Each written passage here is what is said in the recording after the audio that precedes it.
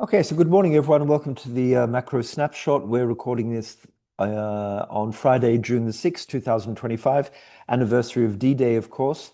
Very important for Europe. Okay, it's also non-farm payrolls day. So let's have a quick look and do a bit of a preview here. So first of all, let's see what's expected, looking at the numbers here. Well, maybe what we should do before we look at that, let's just look at the recent sort of relevant data, which is pertinent. What I would say is that if you look at the ISM manufacturing, which we had recently, it's clear that overall the last 2 or 3 months, if you average it out, that the manufacturing sector is slowly weakening. We had the ISM services that was actually okay and stable over the last few months, so that's not too bad. What we did see on Thursday was the initial jobless claims, which came in a bit higher than expected. Also, continuing claims came in higher than expected. So we're seeing those initial claims and the continuing claims just ticking up a little bit. And the moving average, I think the 4-week moving average for the initial jobless claims is now up to about 240,000. So definitely moving up a little bit, which indicates a slightly weakening sort of labor market. We also saw on the Wednesday a very weak ADP number. As I said, I think on another video, that represents about 25 million jobs in the US or payrolls. So that's quite a good cross section. That was definitely weaker. And if you look at the last 3 or 4 months, I know it's not perfectly correlated with the initial with the non-farm payrolls, but definitely the ADP number is indicating a slow weakening of the payroll situation. Another number which we could look at is from the Conference Board, their consumer sort of survey, their survey of consumer confidence, and the section, the questions which dealt with the availability of jobs was also a little bit soft. So consumers, from a confidence point of view, are feeling that there are less jobs easily available. And finally, if we look at recent numbers, we have the JOLTS number. And now the headline number was actually a bit higher than expected, so that's a positive. But if you actually look at the quits rate, it's going down, which means people are less sort of willing to leave their job. And secondly, if you look at the hiring rate, that's also going down. So we're getting a situation, I would say, overall, looking at the data from the last sort of week or 10 days, where everything seems to be confirming that, the data average of, let's say, the last 3 or 4 months is slowly weakening. But it's not that companies are not yet at the point where they're doing a lot of firing. They're just not doing a lot of hiring. So it's kind of a stable situation, which is slowly leaking. I think that's the way to look at it. Now, let's have a look and see what's expected today. Obviously, the key number here is this headline number of 126,000. Now, as you can see, that's about 50,000 less than last time. As always, we'll keep an eye on revisions. That's important to see if this number remains stable, the previous number, or is revised downwards. What could also be quite interesting is the private payrolls compared to the government jobs. Just of course, everyone's always quite interested at this point to know whether any of those Doge cuts. No, we're not going to talk about Musk and and Trump's little contretemps yesterday, but interesting just to see, if any job losses are mainly in the government sort of sectors or actually also going into the private sectors. The net revisions, unemployment rate's going to be important. The market is expecting that to be unchanged. So if that ticks up to 4.3, that's going to be taken as a negative, especially if the headline number is getting down towards that 110,000. That's going to be interesting. And then the participation rate, and of course, we like to look at the average hourly earnings, which year over year is coming down on a sort of annualized basis. So you can see here, it was at 3.8, expected to be 3.7. What we can maybe look at now is just the Economist survey, which I do like to have a look at. I think I've got it here, yeah. So let's just see the range of estimates, just always to see just how dispersed everything is. So you can see a high estimate of 190,000, the low coming here at 75. So we've got what's at about 115,000 dispersion, which is, not nothing, but I've seen a lot wider dispersion. So pretty much a consensus there, around about 125,000 or so. And let's just keep an eye on the standard deviations. I always like to keep an eye on that. So it's about 22,000.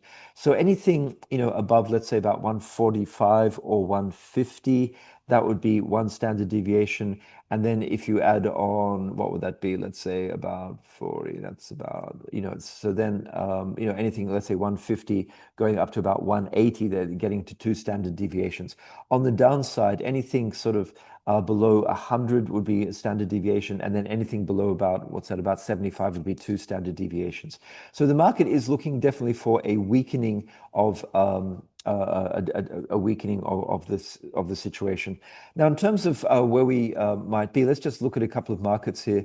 Actually, sorry, I'll go back and just look at the what's been going on with the Fed. So if we just look at the Fed, where's the market at the moment? So at the moment, if we go out to June, which is coming up in about 10 days or so, the market has zero expectations for any change. Obviously, no cuts being priced in there.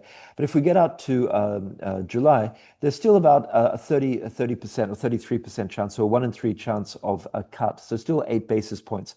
The first thing I'd like to say is that if we get any kind of hawkish sort of, when I say hawkish, I mean a strong number today. I think definitely, obviously June will go, but I think also July, those 8 basis points will disappear. And then in September, we actually have almost a full cut priced in. So we've got a 98% chance of a cut, which equates to 24.5 basis points, of course.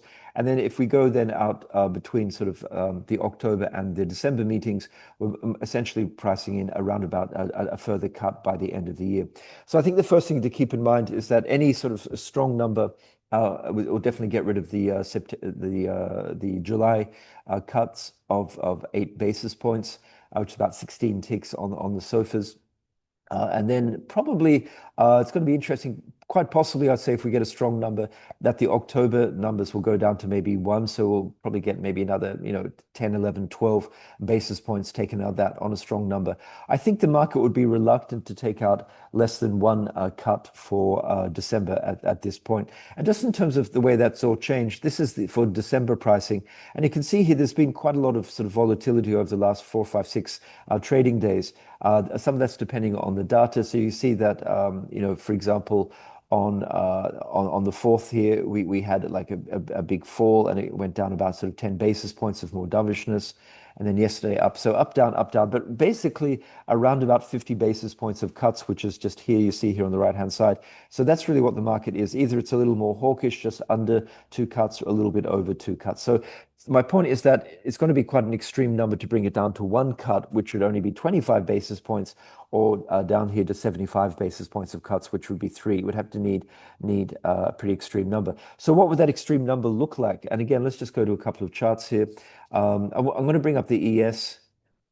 Actually, before we go on to the ES, also just want to talk about volatility. We have a relatively low volatility at the moment. If you look, let's have a look.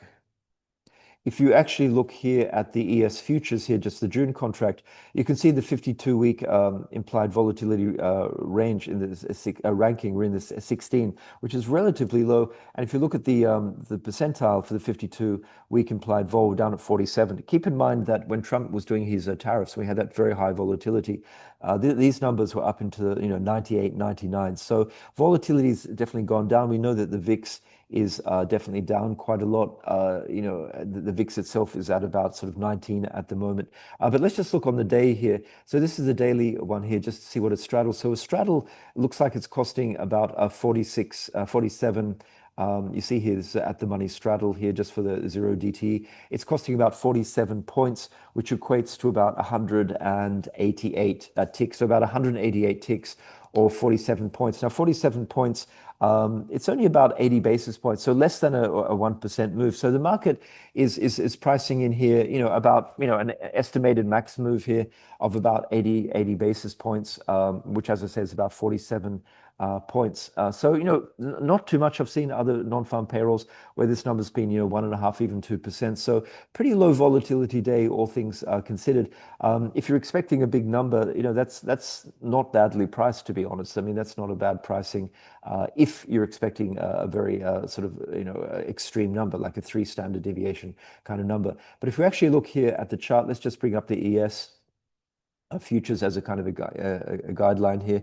And as I say, if you're looking at VIX here, you can see the VIX continues to grind lower. It's out, about sort of 18 and a half today. So still pretty low. Not as low as it has been historically in the low teens, but still low compared to where we were obviously a month ago. So if you look at the ES, of course, yesterday with all that sort of that spat in the afternoon between Trump and Elon Musk. Obviously, we saw at a certain point Tesla shares were down about, I think, about 16 or 17% at a certain point. Overnight, they're back up another 5%. And there's also some stuff I saw on Twitter this morning, essentially saying that the White House has organized a phone call between Trump and Musk. So I assume there's going to be some kind of rapprochement or détente, at least in public. They'll probably try and put on a happy face. We'll see what happens here. But nonetheless, you can see here that the ES in the overnight session up 35 basis points, about 20 points or so. So it looks as though it's grinding up. Now, what's, as I say, what's expected is about 125,000. Anything, I mean, let's start with a very extreme number. So anything over 250,000, that would be a sign. That would be, like what would that be? That would be 4 or 5 standard deviation move beyond consensus, above consensus. And that would actually, I think, be, I mean, it's sort of a positive in a certain sense, but it would tail off just because I think that would signal some kind of acceleration in the market, and it would also raise the specter of maybe not even any kind of FOMC cuts. So I'm not even sure the market would love that too much. A strong market, let's say over 170,000 or something, a strong number over 170,000. I think that's a positive for the market. I think really what the market would love, though, the Goldilocks number is basically a number which signals that there's still some strength in the labor market, or it's relatively solid, but not enough to stop the Fed from cutting, and not strong enough to cause a rapid re-acceleration of inflation. The market doesn't want the acceleration to inflation to occur, and it doesn't want a number which is so strong that would signal to the Fed that the labor market's reigniting in too strong a way and would prevent them from cutting. So what would that number be? As I say, consensus is around about 125,000. I think something like about I don't know, 120 to 150, 160,000, something like that would probably be like the so-called Goldilocks number for the market in terms of the equities here.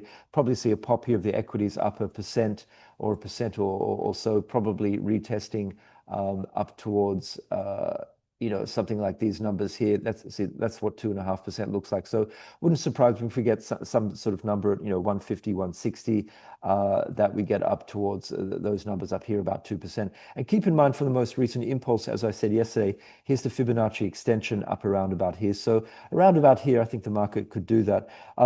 Let's say a number between, let's say a bit lower, 115 to 135. I think the rally would still continue in stocks here, probably keep on grinding higher, another percent or so. Although at that point, we'd have to look at the unemployment number, the unemployment rate. That's the key one, because if we get a number of, let's say, 115 or 120 with a 4.2, I think the market will be quite happy with that. But if we get that unemployment rate ticking up 1/10 or even 2/10, that would signal sort of a bit of an alarm bell.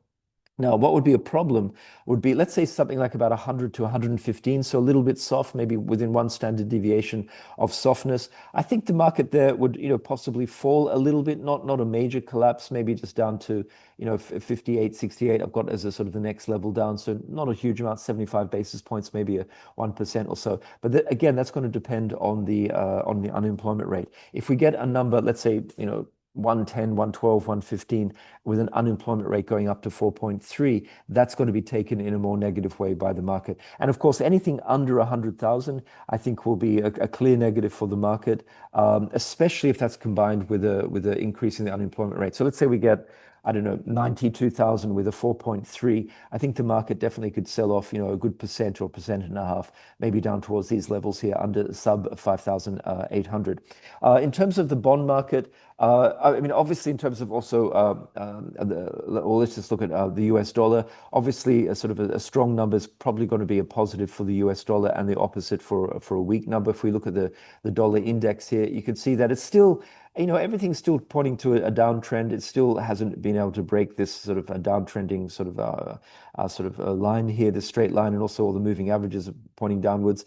Any kind of soft number, for sure, I think it's going to retest these recent lows down at 97, 98 down here. A strong number, no reason why it can't pop up to 100. In terms of the bond, pretty clearly, We just looked at the Fed pricing. Any kind of weak number, let's say anything under 110, obviously under 100 with a higher unemployment rate, the front end of the curve is going to love that. So we're going to get the 2-year bonds going up, and we'll probably get then sort of a front end led bull sort of steepener as those front end yields could come down easily 10, 15 basis points. On the other hand, if we get a strong number, we're talking, let's say anything. I would say anything, probably, let's say plus 130, 135,000. That's going to be a negative for the front end of the curve. That's going to push those down. It's going to push down all of the bonds, but I think especially at the front end. So at that point, we could get a front end led kind of bear flattener if we get a strong number, and that's it. In terms of, so that's about it, I would say. Looking at everything, I'll leave it there so we can all get prepared. I hope that was useful. Apart from that, not a lot of other data happening. Let's keep an eye out and see if we hear anything from Trump or Musk today, because that was a bit sort of nasty and a little bit pathetic. But I think all eyes are going to be on the non-farm payrolls today. Okay, guys, have a great day. Good luck with that and a great weekend. And let's keep the conversation going. Thank you.